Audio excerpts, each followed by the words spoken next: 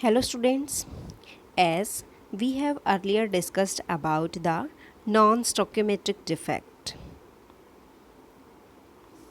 In this defect, we have earlier discussed about the metal excess defect also. Okay, now next is the metal excess defect due to the interstitial site. जो first point था वो क्या था आपका बेटा, metal excess defect due to the anion vacancies. ठीक है, ये आपका कंप्लीट हो चुका है एफ सेंटर की वजह से ही. सेकंड है metal excess defect due to the presence of extra cations at the interstitial site. Okay, देखो, in this type of defect extra positive ions occupy the interstitial position in the lattice, and the free electrons that is trapped in the vacancy of this interstitial cations. ठीक है, so the crystal remain neutral. हम यहाँ पे एक example देखते हैं कैसे.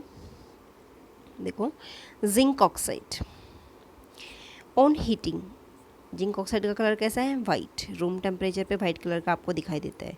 जब हम इसको हीट करते हैं तो ये ऑक्सीजन को क्या करता है, लूज़ करता है. ठीक है, जब हमने इसको यहाँ पे हीट किया तो इसने क्या बनाया, Zn2 plus ion plus half of H2, half of O2 sorry half of O2 plus 2 electrons, ये इसने रिएक्शन दी. ठीक है, so this there is a excess of zinc in the crystal. So its formula क्या बना बेटा, Zn1 plus X O. Okay, it means जो excess Zn2 positive ions है वो कहाँ मूव कर गया, इंटरस्टिशियल साइड्स पे, और जो इलेक्ट्रॉन्स हैं वो कहाँ मूव कर गया, नेबरिंग इंटरस्टिशियल साइट पे. ठीक है, so this is the metal excess defect due to the interstitial site. Interstitial cation कह सकते हो आप इसे. Okay,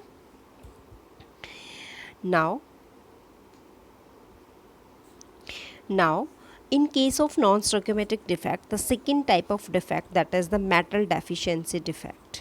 Okay, this one, there are many solids which are difficult to prepare in the stoichiometric composition. ठीक है, and they contain the less amount of metals as compared to the stoichiometric portion. In this type of defect means metal deficiency, this type of defect shows when the metal shows variable valency, and this defect arises due to the missing of cations from the lattice site and the presence of cations having higher charge in the adjacent lattice site. Okay, for example, FeO.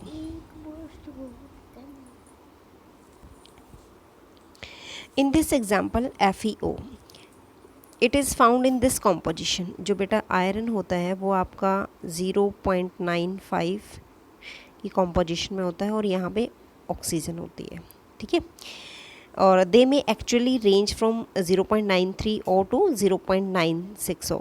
ठीक है, in the crystal of FeO some of the iron 2 positive cations that are missing, इसमें जो होता है ना cation miss हो जाता है, and the loss of positive charge is made by the presence of required number of Fe3 plus ion. ठीक है, तो मेटल के डेफिशिएंसी हो जाती है. वही बात है, जो मान लो A2 प्लस चार्ज वाला कैटायन अगर मिस हो रहा है और उसकी जगह पे A3 प्लस वाला आ जाए, ठीक है, तो इस डिफेक्ट को हम क्या बोलते हैं, मेटल डेफिशिएंसी डिफेक्ट बोलते हैं. मैं पिक्चर दिखाती हूँ अभी आपको. सी दिस पिक्चर, इसमें देखो बेटा, ये आपका जो सीरीज़ है A positive B negative A positive B negative वही चल रही है. अब आपके पास जो है यहाँ पे A पॉजिटिव जो कैटायन है दैट इज़ मिसिंग. ठीक है, तो इस जो आपके पास मेटल डेफिशिएंसी डिफेक्ट के अंदर जो मेटल होता है वो वेरिएबल वैलेंसी शो करता है, सबको पता है. ठीक है, यहाँ पे A क्या है, मेटल है. ठीक है, तो ये डिफेक्ट तभी अराइज होता है जब यहाँ पे कैटायंस जो होता है लेटेस्ट साइड से मिस हो जाता है. ठीक है, और इसकी जगह पे हायर उसका हायर चार्ज वाला कैटायंस इसके पास आ जाता है, ठीक है। तो मान लो यहाँ पे FeO लिया था हमने यहाँ पे, तो ये X नंबर लिया था, तो Fe2 पॉजिटिव अगर यहाँ से गया है तो कौन सा आएगा, Fe+3 आ जाएगा, ठीक है। तो देखो यहाँ से भी A+ गया तो A2+ आ गया है यहाँ पे, ठीक है। तो इस तरीके से हायर कैटायंस, हायर चार्ज वाला जो कैटायंस होता है वो आ जाता है इसकी जगह पे, ठीक है। तो इसमें जो कैटायंस होता है वो नॉर्मली लैटिस साइड से मिस हो जाता है। Okay, this type of defect is called as the metal deficiency defect. Okay, so all these about the crystal defects.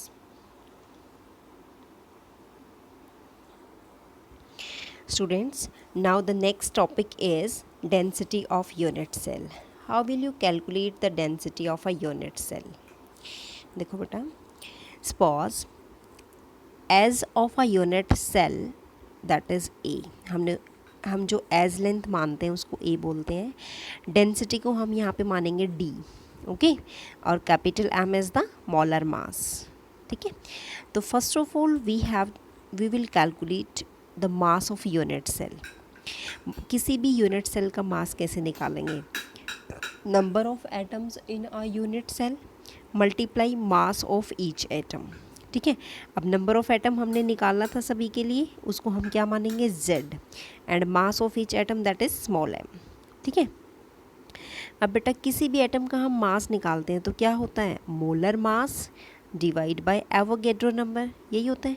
तो इसको हमने निकल दिया m is equal to capital M divide by Na, ठीक है। अब हम मास ऑफ ईच एटम हमने यहाँ पे पुट किया, ठीक है। हमने इसकी वैल्यू जो है यहाँ पुट कर दी स्मॉल m में, तो ये आपका बना मास ऑफ यूनिट सेल क्या बनेगा, Z मल्टीप्लाई, ये वैल्यू आ जाएगी m की जगह, capital M divide by Na। अब आपको पता है वॉल्यूम क्या होती है यूनिट सेल की, A³ होती है बेटा, ठीक है। अब डेंसिटी निकालनी है हमें, डेंसिटी क्या होती है, मास बाय वॉल्यूम। आपने मास ये सारा निकाल लिया, ठीक है। वॉल्यूम आपको पता है A³ होती है, तो क्या आ जाएगा formula, D is equal to Z into M divide by A³ into में Na, ठीक है। डेंसिटी की यूनिट क्या है, ग्राम पर सेंटीमीटर क्यूब, और एज लेंथ क्या है, सेंटीमीटर है, okay. So by the help of this formula you can easily find out the number of atoms in a unit cell with the help of Z। Molar mass मतलब आप मास निकाल सकते हो, ठीक है। A³ क्या है, वॉल्यूम निकाल सकते हो, डेंसिटी निकाल सकते हो, एवोगैड्रो नंबर निकाल सकते हो, ठीक है।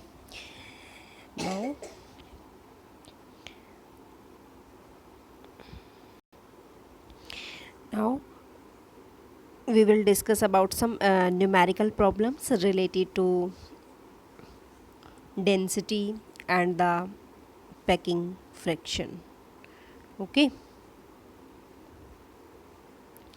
देखो बेटा, फर्स्ट इज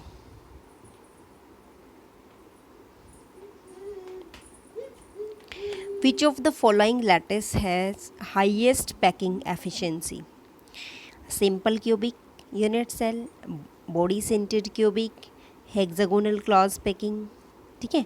तो इसका आंसर क्या रहेगा, हाईएस्ट पैकिंग किस में होती है, FCC में होती है ना, हेक्सागोनल क्लॉज पैकिंग में होगी, दैट इज़ 74%।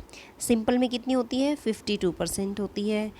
बॉडी सेंटर में कितनी होती है, 68% होती है, और हेक्सागोनल में क्या आएगी, 74%। तो सबसे जो हाई पैकिंग एफिशिएंसी होती है वो आपकी हेक्सागोनल में आएगी।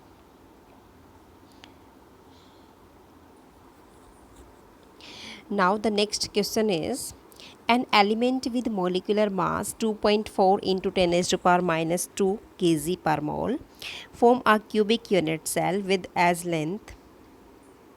Its density is 2.7 into 10 raised to power 3 kilogram meter per meter cube. What is the nature of cubic unit cell?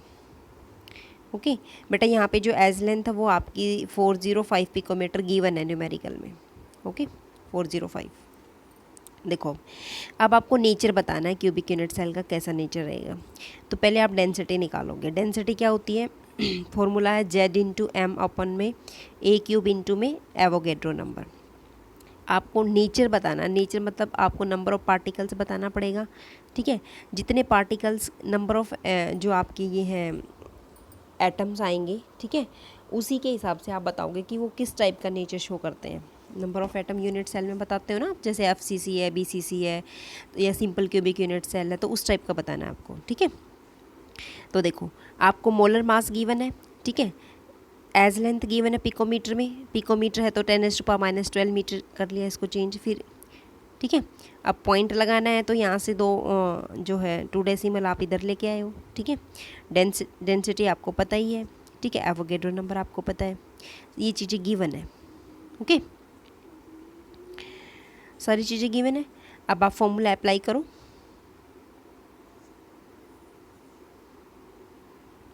अब आपने फॉर्मूला अप्लाई किया तो क्या z इज़ इक्वल टू, या आपने डेंसिटी लिखी 2.7 इंटू 10⁻3, ये आपका एज लेंथ होगी, ए का क्यूब, यहाँ क्यूब लगाना है बेटा, ठीक है, एवोगेड्रो नंबर आ गया, और नीचे क्या चला गया आपका ये मोलर मास चला गया, ठीक है।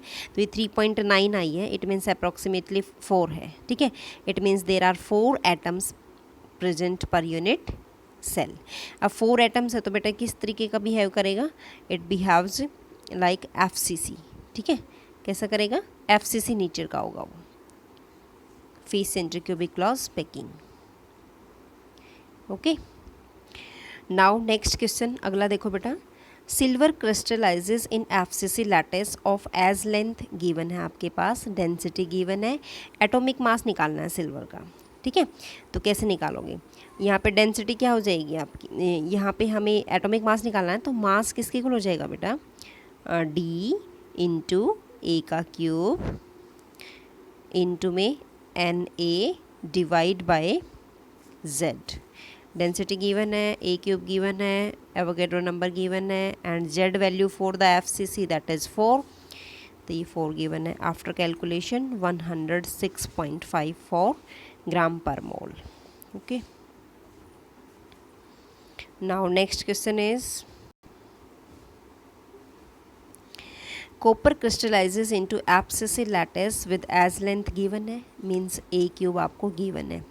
Show that calculated density in agreement with its measured value of 8.92 gram per centimetre cube, okay. Means density भी गिवन है आपकी, डेंसिटी आपको क्या करना है, मतलब इससे शो करना है कि जो हमारी कैलकुलेटेड डेंसिटी आएगी क्या वो इसके साथ मैच करती है, नहीं करती है मेजर्ड वैल्यू के साथ।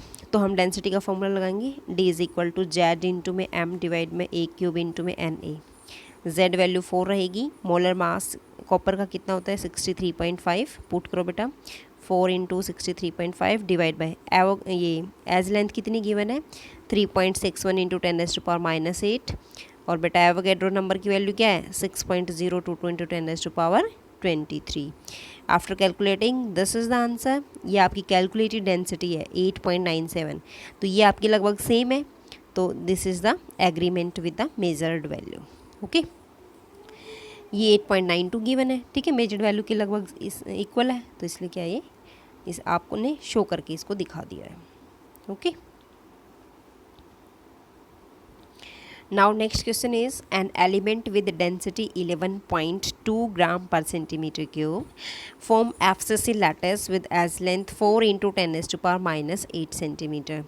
Calculate the atomic mass of the element. Here Avogadro number is given.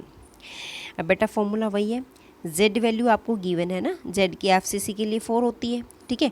Density आपको गिवन है, एज लेंथ गिवन है, एटॉमिक मास निकालना है, मीन्स एटॉमिक मास का फॉर्मूला क्या है M is equal to D, आपके पास वही वाला फॉर्मूला लगा दो, Z into M divide by A cube into में N नॉट, ठीक है।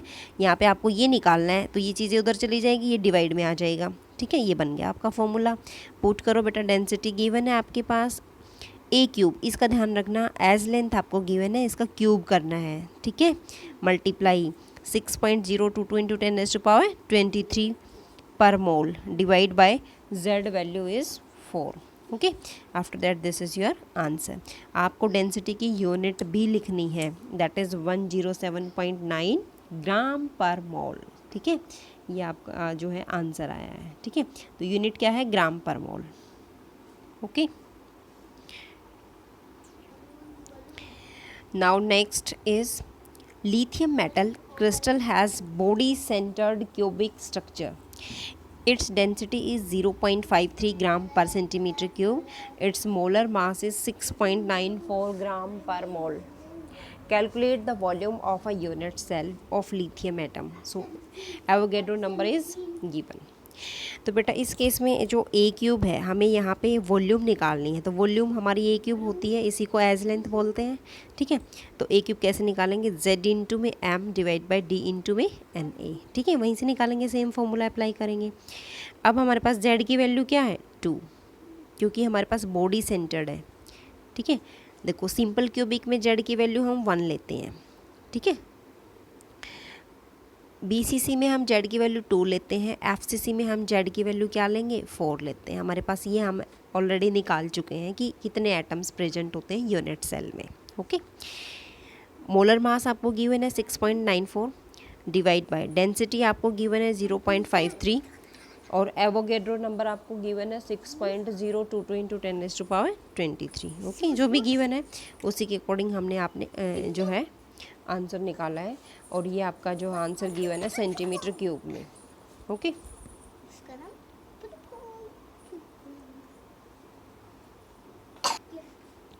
now the next question is an element with molar mass 27 gram per mole form a cubic unit cell with as length 4.05 into 10⁻⁻8 centimeter. If its density is 2.7 gram per centimetre cube, what is the nature of cubic unit cell. अब nature बताना है तो बेटा पहले हम number of atoms निकालेंगे। Atoms को देख के ही हम क्या बताएंगे कि नेचर क्या है। ठीक है, तो देखो Z निकाल लिया हमने, D इंटू में A क्यूब इंटू में N ए डिवाइड में M। बेटा डेंसिटी गिवन है आपके पास, मोलर मास गिवन है, एवोगैड्रो नंबर पता है आपको, और A की वैल्यू गिवन है। ठीक है, आपने पुट किया 2.7 मल्टीप्लाई 4.05 इंटू 10⁻⁻8 ये गिवन है आपका, और ये बेटा क्यूब में है तो ये क्यूब लगाना है आपको इसका। ठीक है, 3 टाइम्स आपको इसको करना है। फिर 6.022 इंटू 10⁻23 लिखना है, divide by molar mass is 27। तो आफ्टर कैलकुलेशन जो है इसका आंसर ये आता है आपका 4 है, अप्रॉक्सीमेट 4। अगर 4 एटम्स प्रेजेंट है इट मीन्स दिस जो क्यूबिक यूनिट सेल है वो किससे बनी हुई है, फेस सेंटर्ड से। तो मैंने बताया था ना, अगर जेड की वैल्यू 1 आए तो आपकी सिंपल क्यूबिक यूनिट सेल होती है, जेड की वैल्यू 2 आती है तो बॉडी सेंटर्ड होती है, और जेड की वैल्यू 4 आ जाए तो एफसीसी बनती है, face centred cubic unit cell. Okay, this question is very easy. अब एक नेक्स्ट क्वेश्चन आता है बेटा, tungsten crystallizes in BCC unit cell, edge length given है आपको और रेडियस निकालनी है, what is the radius of tungsten atom. तो इस केस में देखो हमारे पास ना कोई डेंसिटी गिवन है, सिर्फ एज लेंथ गिवन है, तो हम क्या फॉर्मूला अप्लाई करेंगे बेटा। अब ये एक वो जो पहले जो क्वेश्चंस मैंने कराए थे रेडियस निकालने के या एज लेंथ निकालने के, ये वहाँ से उसी से रिलेटेड है। देखो इस केस में बीसीसी के लिए आपकी जो रेडियस होती है वो का क्या फॉर्मूला है, √3/4a। ठीक है, ए वैल्यू आपको गिवन है 316.5 पिकोमीटर। ठीक है, क्योंकि हमें रेडियस ही निकालनी है तो वो भी पिकोमीटर में ही निकालेंगे। ठीक है, वैल्यू पुट कर दो, after that you will be easily calculated. Okay, so this type of question is very important for your exam. Now next question is sodium has BCC structure with nearest neighbor distance that is 365.9 picometer. Calculate its density but atomic mass of sodium is given. ठीक है, अब बेटा इसमें पहले हमें D पता है, nearest neighbour distance मतलब D हमें गिवन है, और जो D होता है वो आपके पास इसका फॉर्मूला आता है ना रेडियस और डायमीटर वाला, तो ये आता है आपके पास 3/2 BCC के लिए 3/2 3 का रूट और बाई में 2 इंटू में A होता है। ठीक है, अब आप यहाँ से A निकाल लो क्योंकि आपको डिस्टेंस गिवन है। ठीक है, तो आपने जो A निकाला है दैट इज़ 2/√3D। तो अब आपकी इसे √3 की वैल्यू पुट की आपने, 1.732 आया। मल्टीप्लाई डी डिस्टेंस आपको गिवन है 365.9 और दैट इज़ ये आपको ए की वैल्यू आ गई है। ठीक है, अब इसमें क्या होता है, आपको पता है BCC के लिए जेड की वैल्यू क्या होती है 2, क्योंकि हमें निकालना है डेंसिटी। बेटा डेंसिटी तो इससे निकलेगी नहीं क्योंकि एज लेंथ गिवन नहीं थी, तो पहले आपने एज लेंथ निकाल ली। ठीक है, अब डेंसिटी का फॉर्मूला लगाएंगे, z इंटू में m डिवाइड बाई a का क्यूब इंटू में Na लगाया। अब z की वैल्यू बेटा 2 है, मोलर मास 23 है, a का क्यूब हमें ये आपको निकला, ये जो आपकी एज लेंथ है वो आपकी 422.5 पिकोमीटर है, तो इसको सेंटीमीटर में चेंज करेंगे, 10⁻⁻10 सेंटीमीटर होता है, क्यूब लिखेंगे।